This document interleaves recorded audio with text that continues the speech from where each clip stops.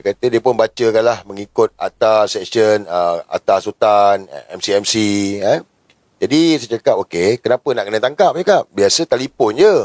Sebab semua orang tahu kan, saya tak pernah lari pun. Biasa telefon je. Jadi, agak pelik lah. Agak pelik bila tak telefon. Tiba-tiba datang dengan keadaan macam itu. Dengan nampak bawa kata besar tu. Dengan tempat yang pecahkan pintu rumah tu. Jadi agak terkejut lah. Kita akan macam, apa hal lah kan? And then saya cakap, okey lah. Tak apalah, dia bacakan 2 kali lah. Pegawai polis ni pun agak kasar sikit lah, ASP ni. And then saya cakap, okey lah, bagi saya tempoh lah. Saya nak tukar baju lah. Kita nak tukar baju. Sebab kita kalau kena tangkap ni, kita tahulah kalau kena tangkap, bermakna masuk dalam lokap. Jadi kalau masuk dalam lokap, sebaik-baiknya kita mandilah dulu. Kan? Kita mandilah dulu. Mandi saja. Bukan mandi wajib. Mandi dulu. Jadi, wangi-wangi lah sikit kan. Jadi saya pun cakap, tuan minta 20 minit. Dia kata 10 minit. 15 minit. Of course lah. Kan?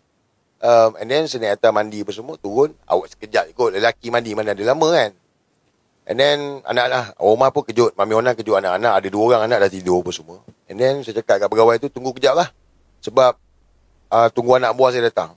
Dia kata, berapa lama lagi? Dia pegawai polis ni kan. Pegawai polis ke anggota polis, dia kena ada budi bicara. Jangan lupa subscribe dan tonton video penuh di Suara Dunia.